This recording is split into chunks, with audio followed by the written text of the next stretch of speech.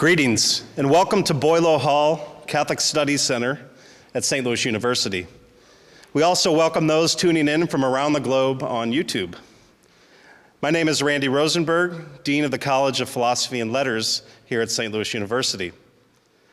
The College of Philosophy and Letters was established as a distinct school at the university in 1889 for the education of Jesuits. Today, the college is home to Jesuits in First Studies, diocesan seminarians, women religious, and other lay people interested in ministry. The college also oversees faculty in Catholic Studies and is home to the new Center for Ignatian Service, which directs a service learning program open to all SLU students to run a networked educational pathway for grades 1 through 8 at under-resourced schools with the aim of playing our part in ending the cycle of poverty in St. Louis. I also wanted to thank, right at the beginning, Ann Tamble of the college, whose behind-the-scenes work has helped make this event possible. So thank you, Ann. We are pleased to host today a lecture by Father Thomas Flowers of the Society of Jesus. Thomas Flowers is Assistant Professor of Ignatian Formation in the College of Philosophy and Letters here at SLU. He has a PhD in history from the University of York and an MA in history from St. Louis University. He teaches Jesuit history and spirituality, and his research focuses on the Society of Jesus in the 16th century. He is a member of the formation staff at Bellarmine House of Studies and gives workshops and classes to Jesuits in formation both in the United States and Europe. His book, The Reform of Christian Doctrine in the Catechisms of Peter Canisius, was published in June, and he has also published articles recently in Archivum Historicum Societatis Jesu and Studies in the Spirituality of the Jesuits. Father Flowers will present a lecture entitled Conversar at the Heart of Charism, the History of Jesuit Distinctiveness. Thomas. Thank you.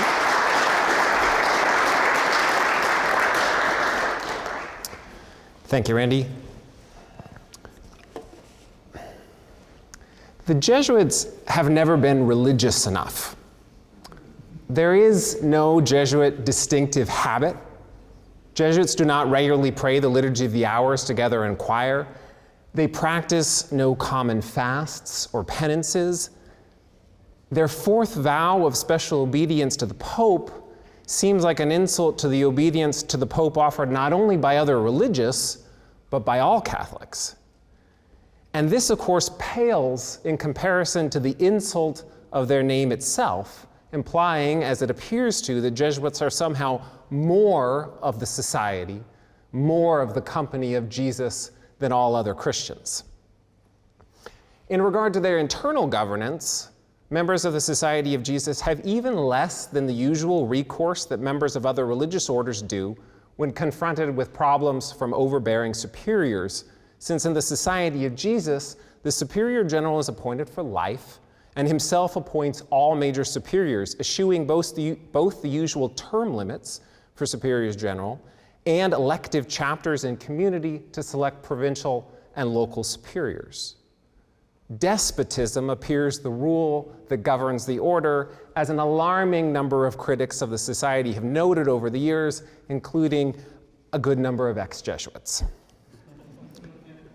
If we regard all of this as no more than the maddening result of the contrariness of Ignatius of Loyola and his religious compatriots, then we've already misunderstood what it is that defines the distinctiveness of the Jesuit charism. But at the same time, if we think that these behaviors in and of themselves make the Jesuits who they are, then we fail to appreciate the beating heart behind what the Jesuits in the earliest days typically referred to as our way of proceeding. Jesuit identity reveals itself most clearly not in lists of traits or pithy definitions, but in spiritual conversation.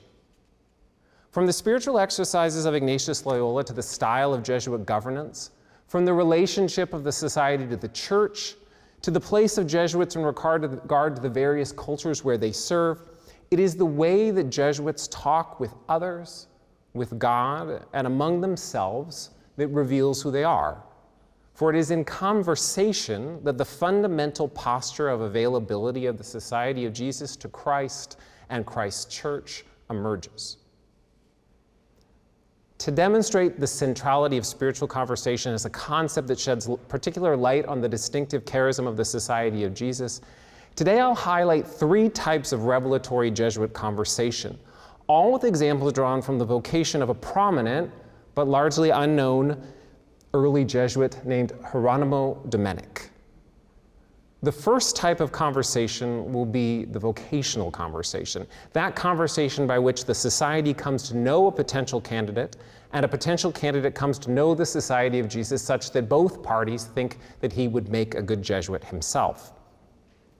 The second will be the prayerful conversation, the conversation with God that takes place in the context of making the spiritual exercises of St. Ignatius and reveals to a Jesuit who he is and who he desires to be more deeply than any other experience in his life. The third will be the ecclesiastical conversation, the conversation between the Society of Jesus and the wider church, through which the society both asserts its unique identity and places itself uniquely at the service of the mission of the church. In all of these types of conversation runs the common thread of responsive availability, of the desire of the Society of Jesus to respond with alacrity and agility to the call of Christ and the needs of Christ's church. Hieronymo Domenic met Francis Xavier in Bologna in 1539. We don't know many of the details of this meeting, but from the results of the encounter, we can deduce nearly everything about the sort of conversation that passed between them. Domenic, at 23 years old, was a canon of the cathedral church in the Spanish city of Valencia and traveling to Italy on family business. Despite the more pious origins of the position of a cathedral canon, by the 16th century, its only effective importance was monetary. Domenic was a rich cleric, with lands to sustain him and servants to travel with him when he traveled to Italy. His ecclesiastical prospects were all the brighter for a fortunate family connection. His eponymous uncle was a writer of papal briefs in the Roman Curia, and though such a job was not in and of itself all that impressive, the very fact that Domenic's uncle worked in the papal Curia meant that Domenic had Roman connections, which held out the promise of ecclesiastical climbing for one as smart and talented as Domenic definitely was. So when Domenic left his conversations with Xavier in Bologna and returned, not to return to Rome or to journey home to Valencia, but to seek out the Jesuits Diego Lainez and Pierre Favre in Parma, it was already an alarmingly bad career move. He met Lainez and Favre with a letter of introduction in hand from Xavier. Xavier thought that Domenic should make the spiritual exercises with one of the two, and he promptly did so. Though we're not sure with which one of the two, his lingering affection for and devotion to Lainez in subsequent years makes me inclined toward the notion that it was Lainez, not Favre, who led him through the exercises. Either way, he made the exercises, and at the end of them, he pronounced the following vows. I, Juan Hieronymo Domenic, after having thought for a long time and examined everything well, and with a spirit very tranquil, vow before our Lord Jesus Christ and his glorious mother, and St. Peter and St. Paul and St. Hieronymo, my advocate, and all the holy souls, to serve Christ in perpetual poverty as the other companions serve, and to being thus in 1.5 months, if nothing seems better to Master Inigo or Master Favre or Master Lainez, on 24 September 1539. At the end of September 1539, when he took those vows, the Society of Jesus' existence as an official Catholic religious order hinged on the verbal confirmation of Pope Paul III given on September 3rd, that same month. The written confirmation of the order would not follow for another year when the so-called formula of the Institute took on its official form in the papal bull Regimini Militantis Ecclesiae. And it would be over a decade before the first version of the Jesuit constitutions began to circulate among members of the order. And so it's understandable that Dominic's vows are self-composed and lack some of the elements those familiar with the official vow formula might expect. And they are, because of this, all the more telling of what had transpired in such a short span of time to lead Dominic to commit his life to the fledgling Society of Jesus. The apparent absence of two of the three typical religious vows of poverty, chastity, and obedience from Dominic's texts seems rather glaring. But Dominic, already an ordained priest and thus bound by his ordination promise of celibacy, had no practical need to take an additional vow of chastity, which explains its absence from his vows. The absence of a vow of obedience might seem more perplexing until we realize that with the formal recognition of the society still a year away, no one among the first Jesuit companions had yet taken a vow of obedience. In August 1534, 5 years before, when the first 7 companions, Ignatius, Fabre, Xavier, Laínez, as well as Alfonso Samaron, Nicolas Bobadilla, and Samão Rodriguez, had formalized their companionship with vows in the chapel at Montmartre in the outskirts of Paris, they had not founded a religious order. They had rather formed a mutual accord, as Diego Laínez would later put it, quote, to dedicate ourselves in poverty to the service of God our Lord and to the benefit of the neighbor. The traditional account of that decision relates that the companions that day vowed to travel to the Holy Land together, living and preaching in poverty, and if they were unable either to get to the Holy Land or unable to remain there, they would offer themselves in service to the Pope. However, the exact details of what the companions promised at Montmartre are in truth a bit murkier than that, since the various first-hand accounts we have of the event do not agree in all the particulars, and specifically not on the question of whether their planned trip to the Holy Land was intended to be a temporary pilgrimage or a permanent ministry in the Middle East. Yet the details upon which all the accounts agree come down to two: that the companions wished to dedicate themselves wholeheartedly to the service of Christ, and that they would do so in poverty. Thus, when Dominic added himself to their ranks in 1539, promising, quote, to serve Christ in perpetual poverty as the other companions serve, he made precisely the same commitment that they themselves had made. The first companions had, however, already decided by the time Dominic joined their ranks that they would eventually take a vow of obedience to one of their number.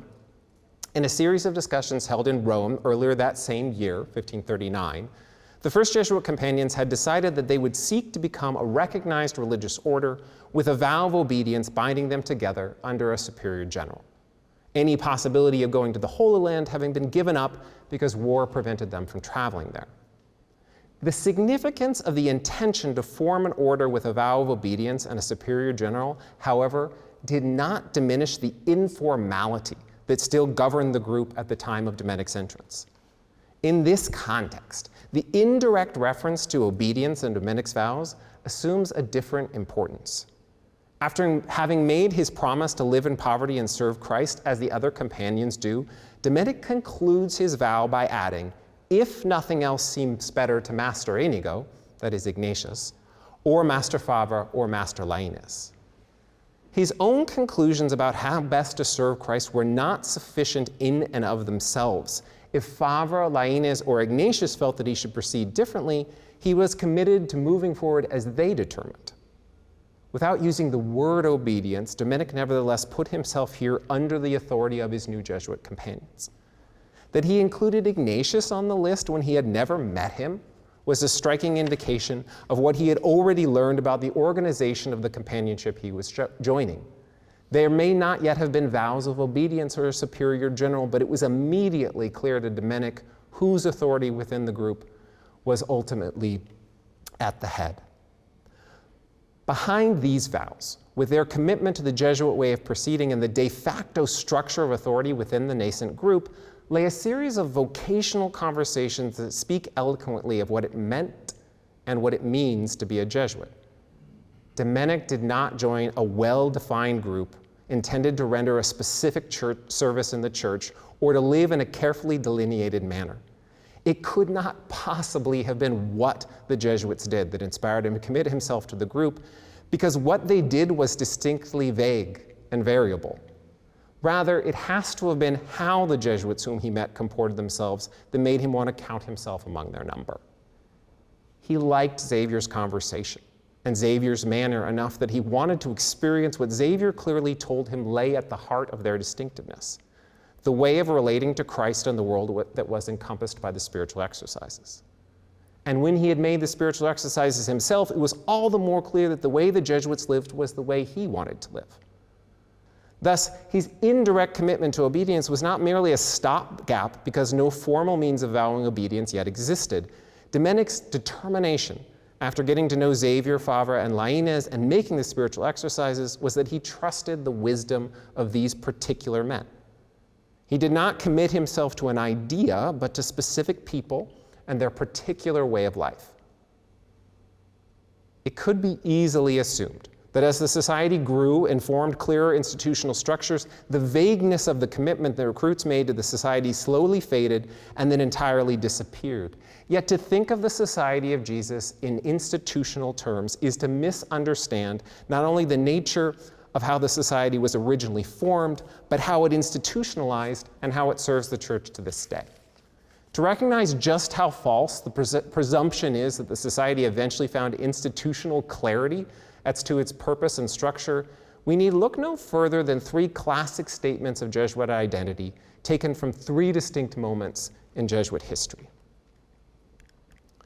In the foundational 1540 formula of the Institute, the Society proclaimed that its purpose was to strive especially for the progress of souls in Christian life and doctrine, and for the propagation of the faith by the ministry of the Word, by spiritual exercises, and by works of charity, and specifically by the education of children and unlettered persons in Christianity. In the General Examen at the beginning of the Jesuit constitutions, which were formally promulgated in 1558, the Society asserts that, quote, the end of this society is to devote itself with God's grace, not only to the salvation and perfection of the members' own souls, but also with the same grace to labor strenuously in giving aid toward the salvation and perfection of the souls of their fellow men. And in the justly famous second decree of the 32nd General Congregation, centuries later in 1974, the question of Jesuit identity was asked and answered thus: what is it to be a Jesuit? It is to know that one is a sinner, yet called to be a companion of Jesus as Ignatius was. Ignatius, who begged the Blessed Virgin to place him with her son, and who then saw the Father ask Jesus, carrying his cross, to take this pilgrim into his company. A common thread runs throughout all three of these Jesuit self-definitions. They're all vague, and none of them clearly distinguish the members of the Society of Jesus well from other religious, nor even from the Christian faithful more generally. And yet, thinking about the myriad aspects of Jesuit life that not only failed to conform to standards of religious life in the church, but at times seem openly defiant of the church's religious customs, this does not seem to make much sense. But there's a reason for this vagueness that goes beyond any supposed failing of the society to express itself clearly. It is indeed the reason contained within Hieronymo Domenic's vows. To be a Jesuit is not to assume a certain institutional mantle or a clearly delineated ideology, but rather to put one's life in conversation with the members of the society and with Christ in a quite particular way. Conversations lie at the heart of this distinctive style of prayer encouraged by the spiritual exercises.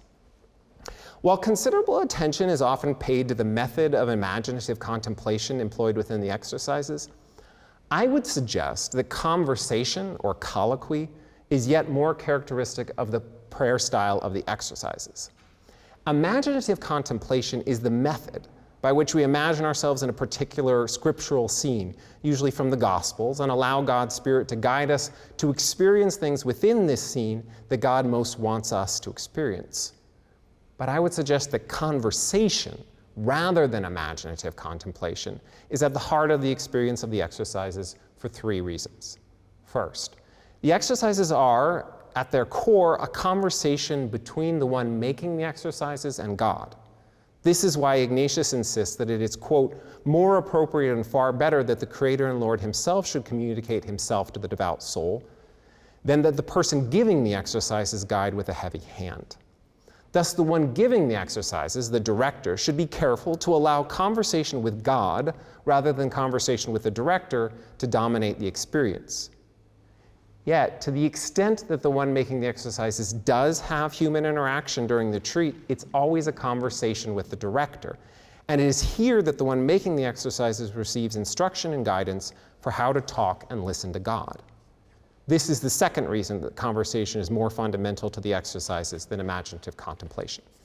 Because the entire exercises are intended to be made in the ordinary human context of conversation between the one making them and a director. That is to say, in addition to the conversation with God that is the substance of the experience, another conversation supplements and guides it. In both of these conversations, the one with God and the one between the retreatant and the director, the aim is to hear and respond to the voice of God. Thus, the aim is always to converse freely with the Lord. The third reason that conversation lies at the heart of the experience of the spiritual exercises regards the prayer practice Ignatius calls the colloquy. Ignatius introduces the notion of making a colloquy at the end of the first exercise of the first week and directs the making of colloquies throughout the exercises, even when, as in the case of the first exercise of the first week, the exercise is a more standard meditation on a theme and not an imaginative contemplation. These colloquies, Ignatius explains, are conversations, quote, in the way one friend speaks to another or a servant to one in authority, now begging a favor, now accusing oneself of some misdeed, now telling one's concerns and asking counsel about them. For these colloquies, Ignatius proposes three principal conversation partners: the Virgin Mary, Jesus, and God the Father. Thus, amid the overall conversation of the retreat with God, guided by the conversation between the retreatant and the director, Ignatius further invites specific, deliberate moments of conversation between the retreatant and Jesus, his mother, and God the Father. These conversations in the spiritual exercises were formative for Jesuit recruits like Hieronymo Dominic, who made them. Christian discipleship and Christian service take on a different quality when considered not merely as the following of the precepts and prohibitions of the divine law, but as a dynamic relationship between Christ and the individual. A person who has deliberately conversed with God in prayer over the course of 30 quiet days of seclusion does not merely worship a God who is lovely, but loves God with a depth of familiarity. It is for this reason that when Dominic himself preached at the end of an 8-day experience of the spiritual exercises for Jesuit scholastic studying in the Roman College in 1569, some 30 years after he had first made the exercises himself, he defined a spiritual exercise thus: it is nothing other than a certain way and mode of examining one's conscience, reforming the powers of the Spirit, and of choosing a certain other state of life through which one arrives at knowledge of God and of oneself. The knowledge of God and of oneself of which Dominic speaks is not the mere informational knowledge that would be connoted by the Latin word scientia, but the personal familiar knowledge indicated by the Latin word he used, cognitio. The difference between scientia and cognitio is the difference between knowing a person's name, which is scientia, and actually knowing that person, which is cognitio.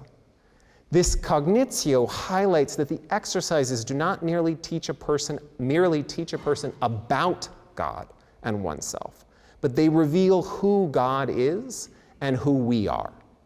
For in the exercises, we find ourselves in familiar discourse with God, getting to know God in the way we get to know those whom we love by talking with them, passing silent times with them, and sharing in mutual activities with them. It is in the context of the relationship with God born of this experience of the spiritual exercises that Hieronymo Dominic made his decision to cast his lot with the members of the nascent Society of Jesus. Not all those who made the spiritual exercises in those days became Jesuits, just as not all who make them today become Jesuits.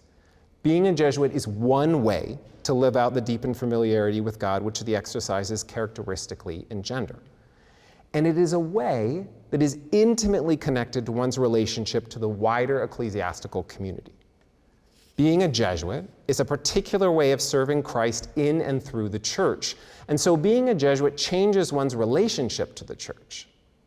It is in this changed relationship to the church that the vocational and prayerful conversations that form an individual Jesuit become an ecclesiastical conversation that forms the Society of Jesus.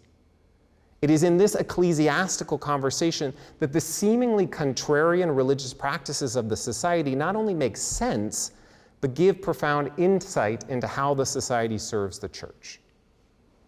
When Hieronymo Dominic's uncle of the same name, who worked at the papal curia in Rome, heard the news that his nephew had vowed membership to the Society of Jesus, he immediately set about attempting to put a stop to this association by all means at his disposal.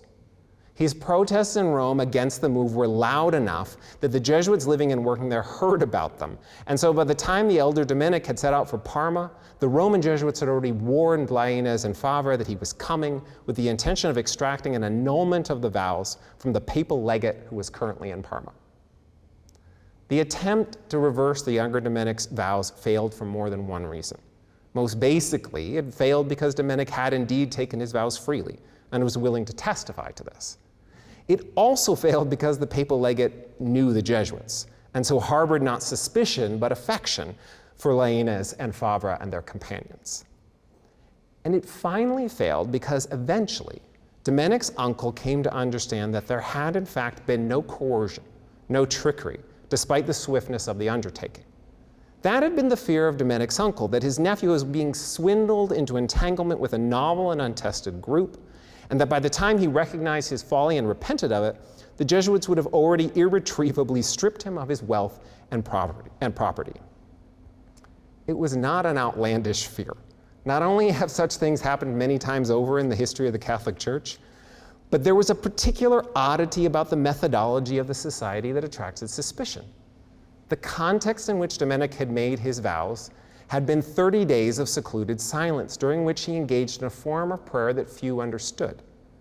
This was undoubtedly why Lainez and Favre attempted to convince Dominic's uncle himself to make the exercises, to dispel his fears that they were something occult or nefarious. He didn't take them up on the offer. The trouble was that the Society of Jesus did not do things the way other religious did, but there was a reason for that. And that reason was the sort of conversations with God and among themselves that grounded the way they desired to be of service to Christ in Christ's church. The Society of Jesus' decision not to sing the Liturgy of the Hours in common was perhaps their most notoriously contrarian practice in the earliest days. For many 16th century people, being a religious order meant praying the Liturgy of the Hours in common, in choir. The Jesuits would not follow this, the Jesuits would not follow this custom was offensive enough that explicit reference to the decision of the Jesuits not to engage in this practice and their justification for not doing so were removed from the original text of the order by order of a cardinal, by the original founding document of the order, by order of a cardinal in the papal curia before the text was approved a year later.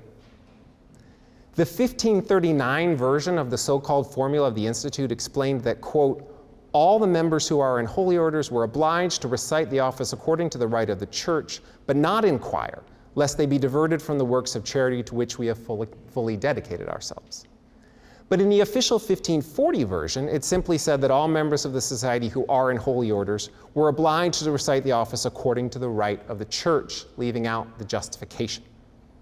Indeed, the Society's stubborn refusal to assume what many presumed was a defining characteristic of religious life so bothered Pope Paul IV that in 1558 he ordered Superior General Diego Lainez to institute the practice in the Society.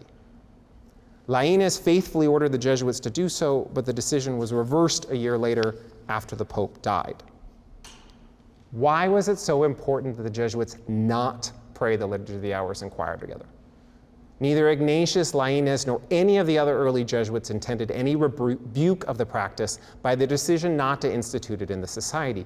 Rather, as the explanation in the original 1539 version of the Formula Institute indicated, there was a practical end to eschewing choir, so that the Jesuits would not be, quote, diverted from the works of charity to which we have fully dedicated ourselves. Religious obliged to pray the Liturgy of the Hours at intervals throughout the day had to be sure that they were present in their monastery, friary, or convent to do so. This appeared for Jesuits whose broad commitment to serving Christ and the church opened them up to the possibility of doing anything and going anywhere as a limitation upon ministerial possibilities.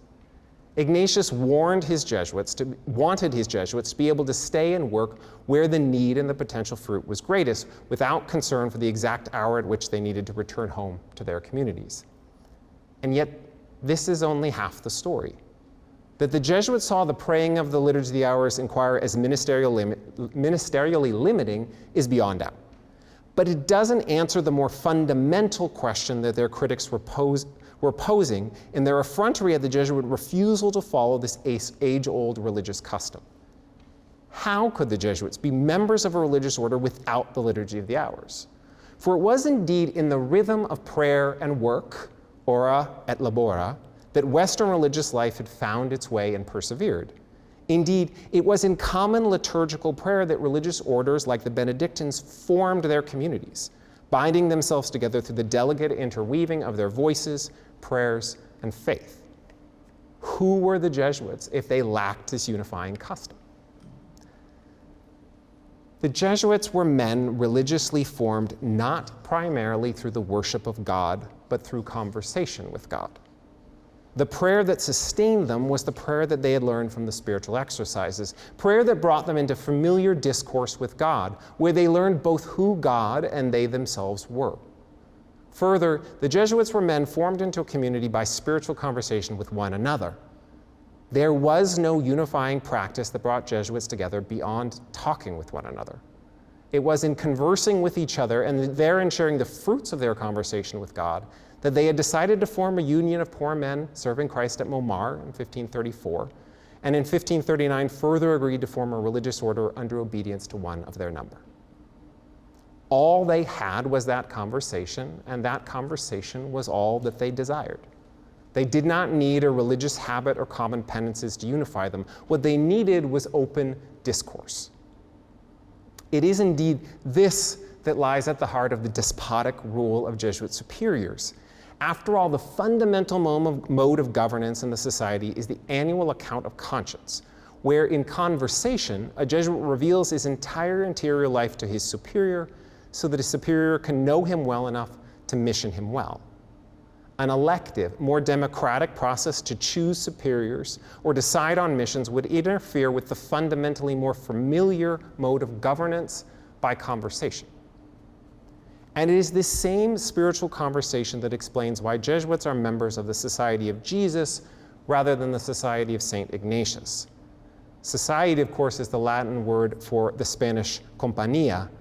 The two elements of that word, con and pan, remind us that companions are essentially those who break bread together. The members of the Society of Jesus are not better companions of Jesus than other groups of Christians. Rather, they are a group of companions, a group who breaks bread and talks with one another, who can think of no better way to describe who they are than in terms of their companionship with Jesus. For it is not what we do that defines Jesuits. Jesuits are available to go anywhere and to do anything so long as they do it in the company of Jesus, in conversation with Christ, and with their Jesuit companions. The way that we are companions to Christ and to each other enables our availability to Christ and to Christ's mission.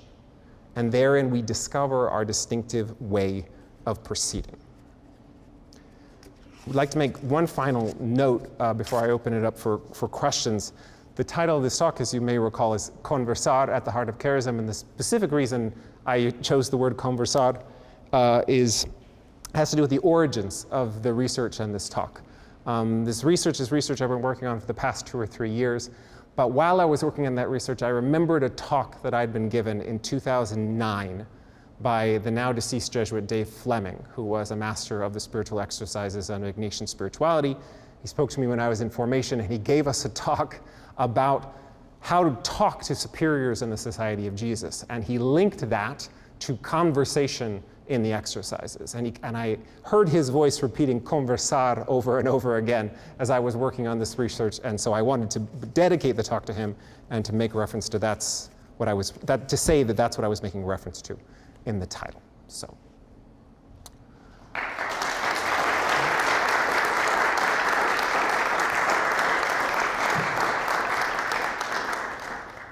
Are there any questions? Oh, I should say, I'm going to hand you a mic for questions, but your voice is not going to be amplified by the mic. The mic is for the live stream, so don't worry. So why don't you go to Matthew?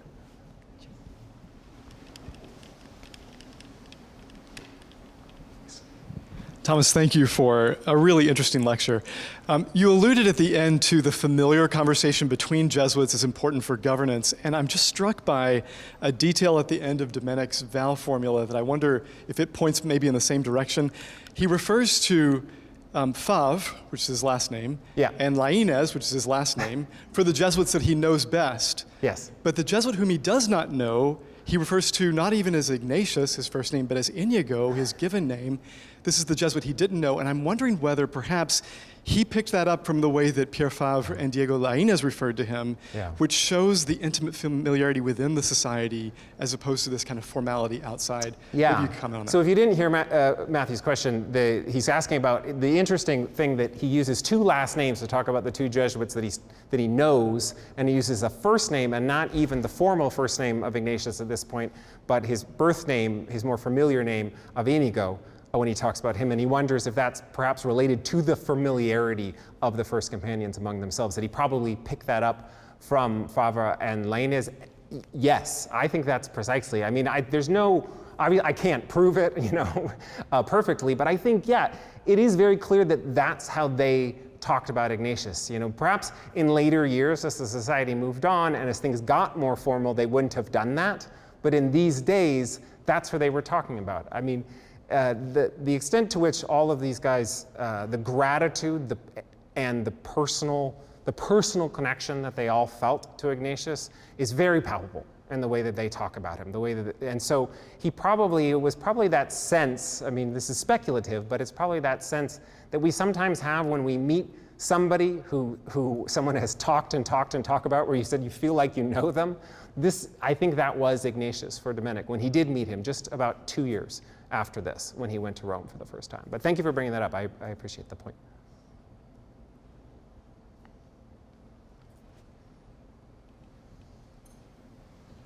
Thank you, Thomas. On a similar a question about the vow formula, I noticed that there's no place, but there is a date. And I know in our vows contemporarily, we put the place also where we made the vows. Do you think there's a significance as to why that might be missing, or is it just a minor detail, perhaps? So the question is about why when Jesuits take vows today, we always state the place. Usually we state even the name of the church where we're taking them, not just the city name, as well as the date at the end of our vows. And the question is, why are they not? Why is that not listed here? It is an interesting question. I mean, I guess I would say two things. I mean, probably it is just the simple fact that there was no formula and no one was telling him what to do, and it didn't occur to him to write it. On the other hand, it does point to a reality, which is that none of these guys were from Parma. Parma didn't really have any significance for any of them. Laínez and Favre were in Parma for a little while, working with the papal legate there. Domenic had come there just to make the exercises. None of them were there for more than a year. And so I think that while probably it wasn't an intentional thing he left off, I think it also does point to, in these early days of society, they were on the move, and where they were didn't matter that much to them. And so it kind of reminds us, at least, of that kind of non-institutional aspect of the society in these days. So I appreciate the point from that perspective. Thank you.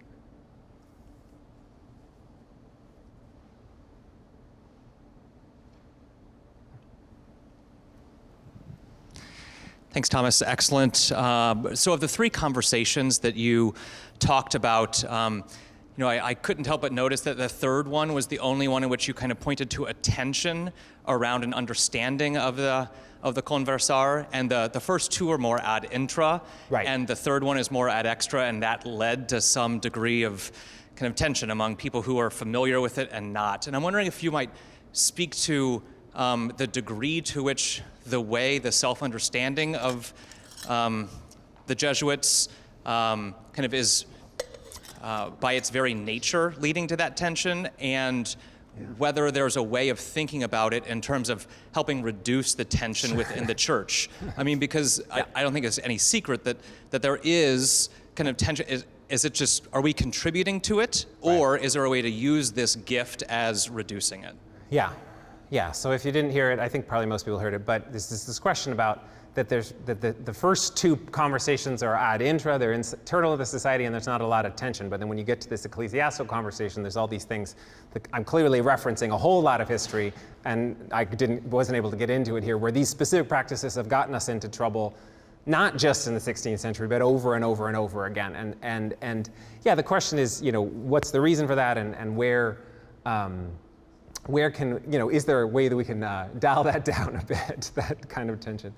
So, I mean, I think that in some ways you're getting at the sort of the implicit structure of my talk, in the sense that the research began for this with the last part.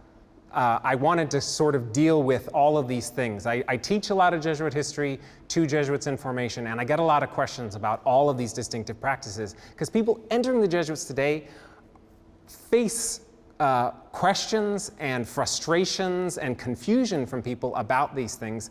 And sometimes they face internal conflict, where they're sort of like, why don't we do what the Dominicans do? Or why don't we do this or that? And they really feel some kind of existential angst over these things.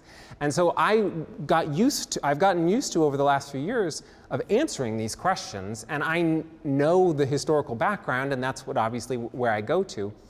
And I think that in that respect, the reason I'm telling the origin of the talk is because the first two parts of the talk are intended precisely to do what you're suggesting, which is, let's talk about where these things come from. They do not come from a desire to condemn any of the practices that the Jesuits don't do. They don't come from any desire to put ourselves in conflict or tension with the church. Rather, they come from the conviction of Ignatius and others at the beginning, and Jesuits throughout history, that if we don't do these things, if we don't do these things differently, we can't do what the church needs us to do. And I mean that in two ways. The one is we need to be externally available in the way that the church needs us to be. And there's this whole series of these practices that are related to, we can't be tied down to these practices, because we need to be able to do things differently so that we can do the things in the church that are different, that require some risks and some challenges and some creativity. But there's a secondary reason why we can't give up these practices, and why we've fought for them over and over and over again in the course of the society, which is they're rooted in something that's fundamental to who we are. And that thing that's fundamental to who we are has nothing to do with any condemnation, any tension, any dissatisfaction with traditional religiosity in the church. Rather, it has to do with the fact that these practices of the spiritual exercises, the sort of interior practices that we learn in the spiritual exercises, are what form us, not these other things. It's not saying these things are bad and these things are good. They're saying these things are ours. And we need the kind of internal freedom that you get from doing these things in order to serve externally the way that we're called to serve. So I think that my answer to how could we dial down the tension, to use the colloquialism there, is, I think that first of all, as Ignatius himself would say, to make sure that we're never, as Jesuits or people associated with the Society of Jesus, we're never criticizing these practices, because these traditional religious practices are not bad at all. They're good. So we don't want to get into the thing where there's something superior about the way that we're doing things. But the secondary thing is that if we are available to the church, if we actually put ourselves at the service of the church, if we are actually looking to see what are the needs of the church, what can we do that's not being done, then we're dialing down the tension immediately. If we're actually just saying, well, there's things we can do that are uniquely ours, how can that help the church? So in other words, to sort of be a little less, there's always a tendency with any group that does anything different to sort of, we're just going to do things off here over the side. But that's not what we're for. We're for being right in the midst of things and putting ourselves at the service of the church. And so to the extent that we offer ourselves, offer our spirituality to people in the diocesan world and the laity and all these sorts of things, then I think we can do a lot of good through that. You had a question in the back?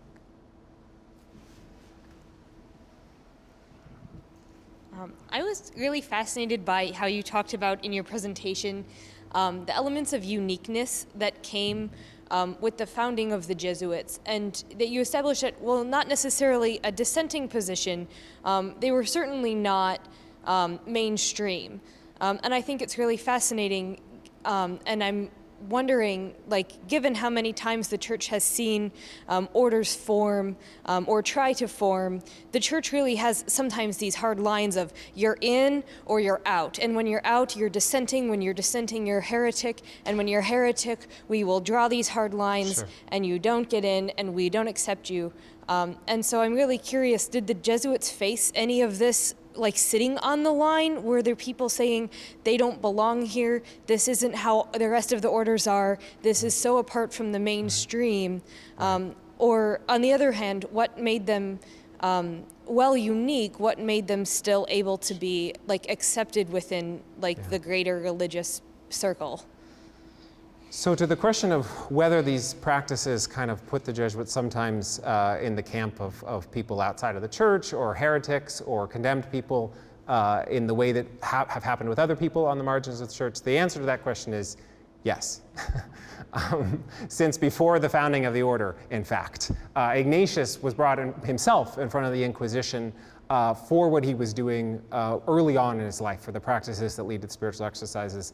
The Jesuits were continually in trouble. They were continually in trouble, particularly in the early days, about the spiritual exercises. The people thought that was associated with the alumbrados in Spain, the illuminated ones, the enlightened ones in Spain, this movement that they were really concerned about. And so anyway, continually, and of course the Jesuits, you know, are in a rare group of religious orders that have been suppressed by the Universal Church and brought back. That's the rarity. Being suppressed, not all that unique, but being brought back is unique.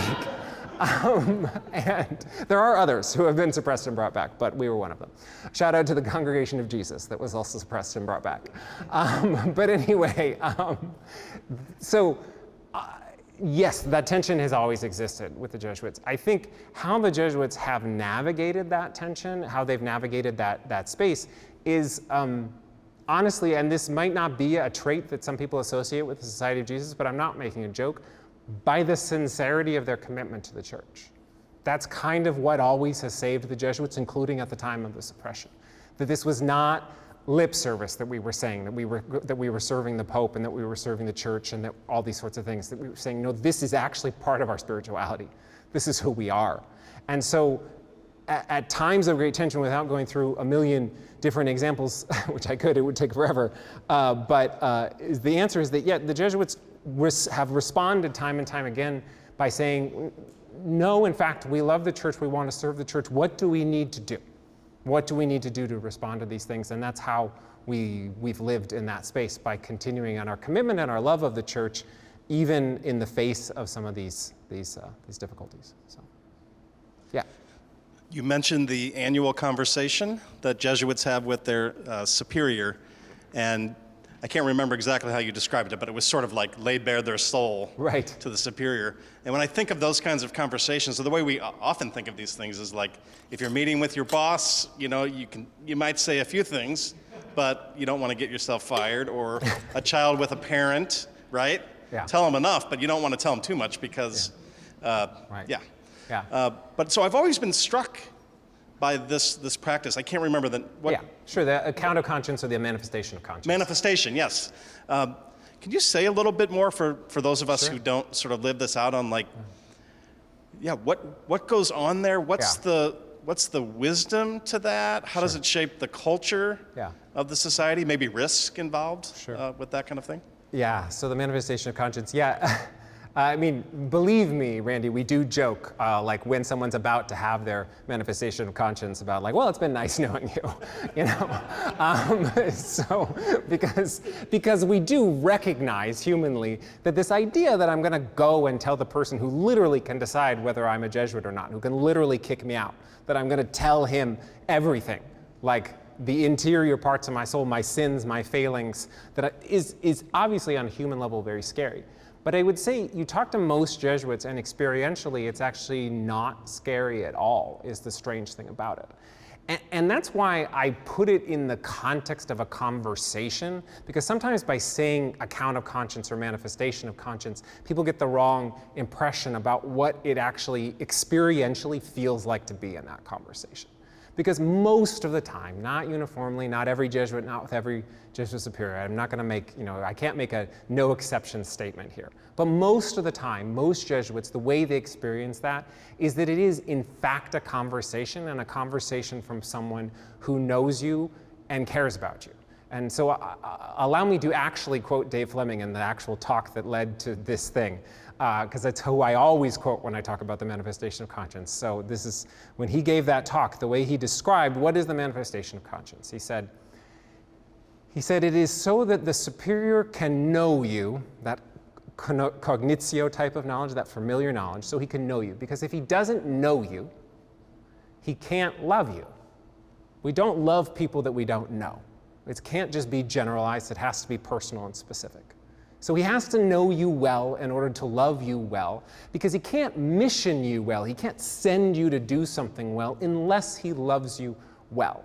That's, I think, every time I say that to Jesuits, I get a lot of nods, because I think that's experientially what most of us feel like. They're literally not in the audience right now, by the way, the Jesuits. Literally, that's how most of us experience it, is that it is that way. Now, again, there are exceptions because we're a human organization and things happen. But most of the time, that's the experience of it. And so that's why I like putting it in the context of the conversation, of the exercises, spiritual conversation more generally, because the point is, it is people speaking familiarly to one another. And you know that this is not information that the provincial wants or the major superior wants because he wants to punish you or to kick you out or to do anything terrible to you. He wants it for two reasons.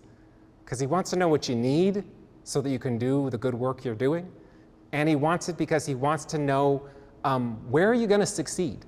Because your success is the success of the Society of Jesus. So what he wants to know is, when you're sharing something negative about yourself, you're saying a sin or a failing, the point is not, it's not confession, it's not for punishment, it's not for absolution, it's none of these sorts of things. You're sharing that because he needs to know if you're going to be sent into a situation where you're not going to succeed, where it's going to be too hard for you, where it's going to trigger something negative in you. So he wants to know that.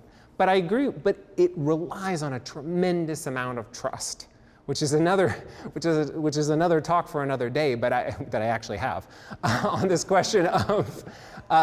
In fact, I wrote a whole article that's not published yet on the relationship between Ignatius of Loyola and Hieronymo Dominic, and exactly how I show how Ignatius and Dominic, how the trust was built between the two of them, such that when Ignatius was chastising Dominic later in life, as I have some nasty examples of Ignatius being not too kind to him, you can put it in the context of the trust that they had, of the relationship that they had, and suddenly it becomes like when your spouse or your parent or your good friend is calling you out on something.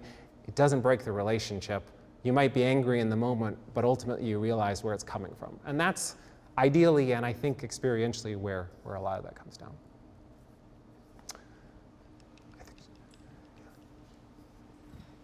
To the Yeah. To the question earlier about kind of the society being in trouble for things. Yeah. I think it's also fair to say that sometimes people didn't like us or had problems with us because of the favor that had been bestowed upon us. So we obtained in the space of about 10 years privileges that had taken other orders 250 years to accumulate. Right. And so there is times when we're in trouble. There's also times when we generate resentment or envy for for receiving favor from the Pope, from other rulers.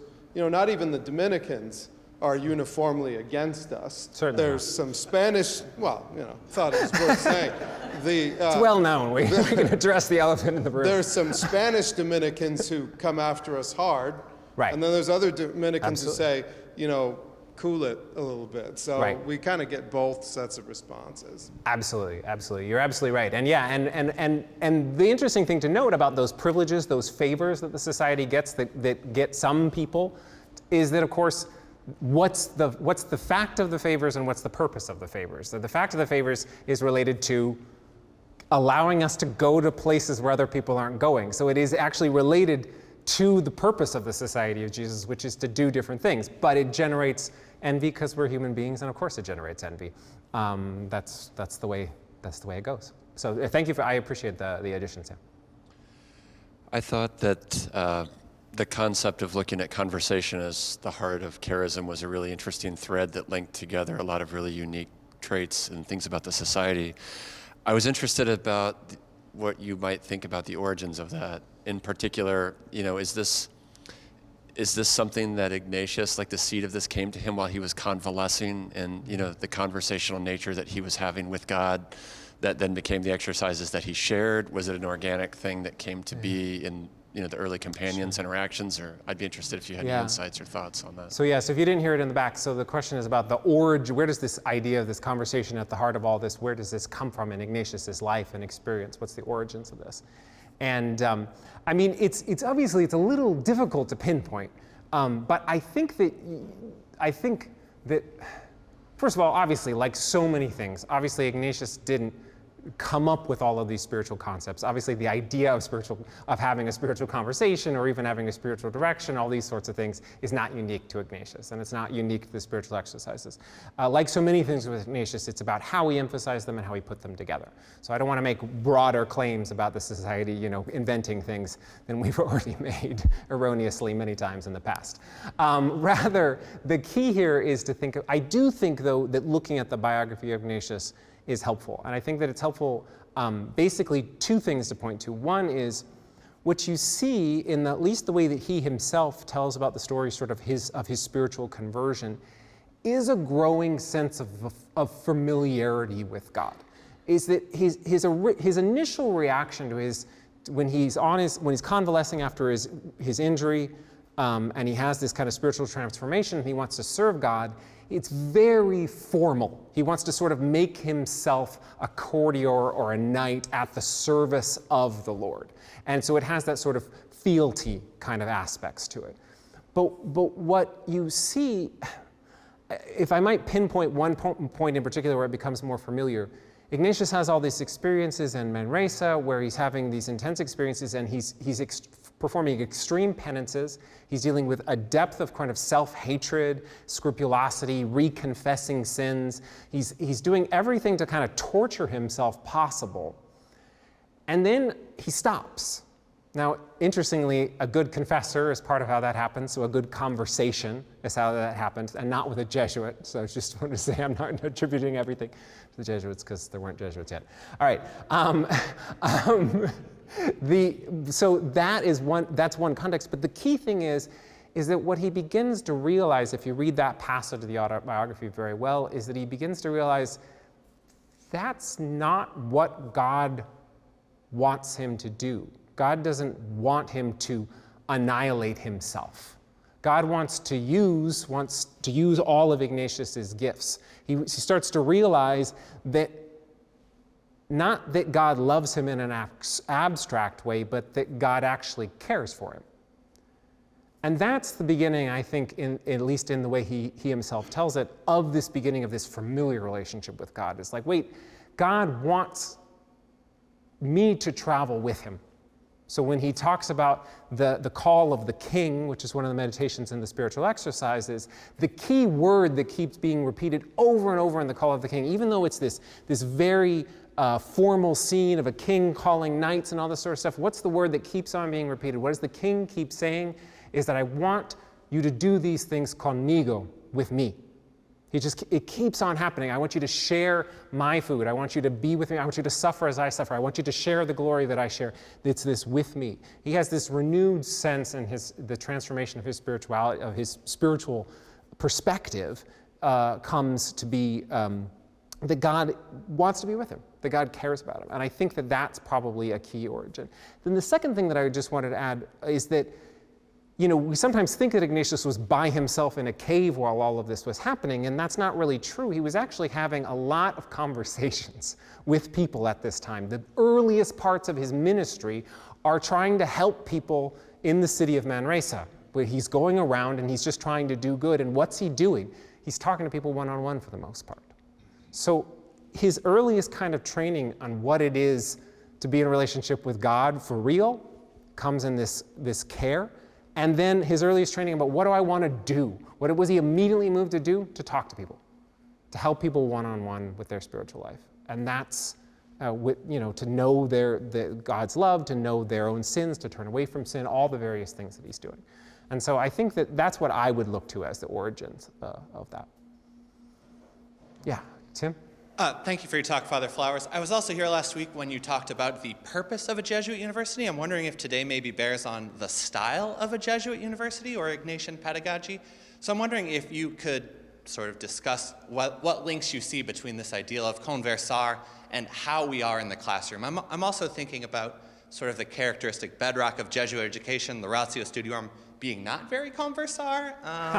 So I'm just curious how you think all of this bears on our work in the classroom. Sure. So Yeah. yeah, absolutely. So, so how the link between Conversar and Jesuit education and Jesuit classroom.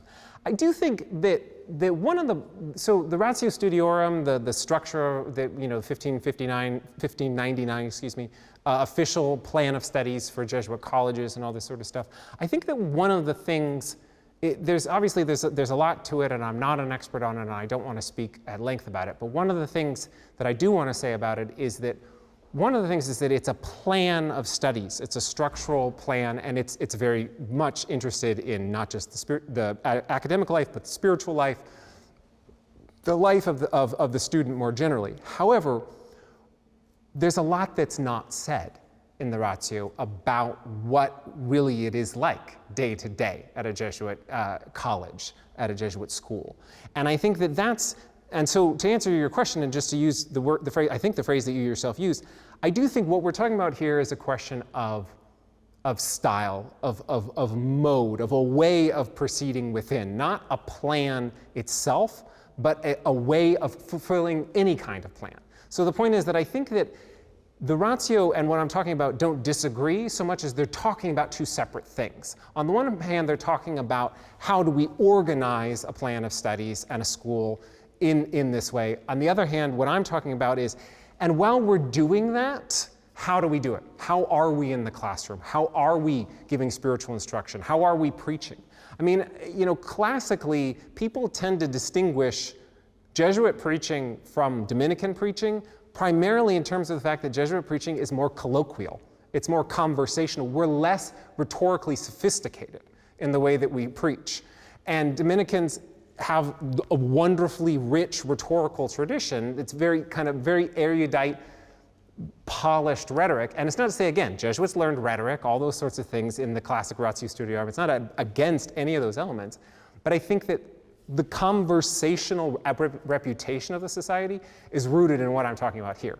And is rooted in that's this formative thing for us. Even when we put on top of it the classics of the education. And that's, I think, in terms of character, I think that sort of accompanying our students in conversation, in care, really letting them know that we care for them, listening to them, talking to them, is very important in a Jesuit institution. It's harder to talk about and put in a plan because what it takes is forming, whether you're a Jesuit or a layperson or another religious or a diocesan priest. If you're working at a Jesuit school, what it takes is an interior formation, what I'm talking about, not an exterior set of objectives or criteria. Yeah. So in this time of synodality in the church and with a Jesuit pope as well, trained in this Conversar, how are the Jesuits kind of offering this gift to the larger church of this spiritual conversation as a way of shaping, as a way of obedience to the Spirit, as a way of bringing life right now in the church and the world? Yeah. So if you didn't hear the question in the back, it's how is this spiritual in this time of synodality that we have in the church right now? how do Jesuits offer this gift of spiritual conversation to the church? And I think that, obviously, it's not just that Pope Francis is doing this push for synodality. The key players at the top of the synod who were designing the methodology for how the synod has worked were Jesuits who were thinking about these very sorts of things and thinking about particular ways of having spiritual conversation and communal discernment that have come out of different areas of Jesuit life in the last few decades. So there's a huge kind of influence. There's nothing coincidental about any of that. And so I think that the key thing that the Society of Jesus is trying to offer, and particularly under the leadership of our current Superior General, Father Sosa, who's put a huge emphasis on spiritual conversation and communal discernment, but really communal discernment is based in spiritual conversation. That's the root of it. What we're trying to offer is precisely helping people to know how to have that kind of conversation, because that kind of conversation is not something that just happens naturally. So sometimes people will ask me the question, well, what makes for a spiritual conversation? Does it have to be formal? And the answer is no. You can have a spiritual conversation casually with someone while you're standing in the hallway. What matters is the commitment of the two people having the conversation and what you talk about. You can have in the same room with the same people a surface level conversation where you're only talking about exterior things, good things. You're talking about the Super Bowl. You're talking about what you taught that day in class. Good things to talk about. It's not about those things are bad conversation topics. But for it to be spiritual conversation, you have to be willing to share some of what's actually going on in your spirit. And those same things could be the topic, but it depends on how you talk about them. Do you know how to say, how my experience in the classroom today actually moved me? What is actually kind of tugging at my heart? Learning how to share, how to recognize and to share the interior emotions of our lives is really the root of spiritual conversation, and learning how to trust the people that we're talking to. And so I think that there is a big emphasis right now in trying to share this with people in a lot of different ways, including here at St. Louis University through this mission priority examen that's going on right now is precisely rooted in spiritual conversations and all this sort of stuff.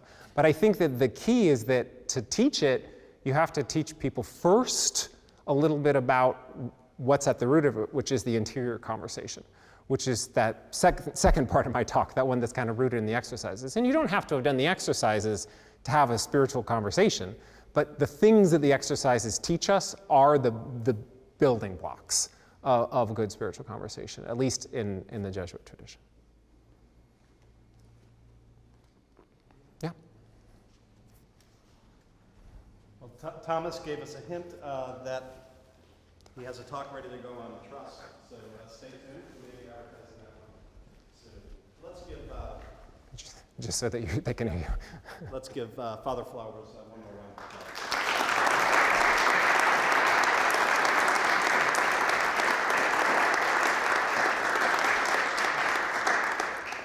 Thank you once again for being here. We have food, beverages, refreshments in the lobby, so please join us. Have a good day.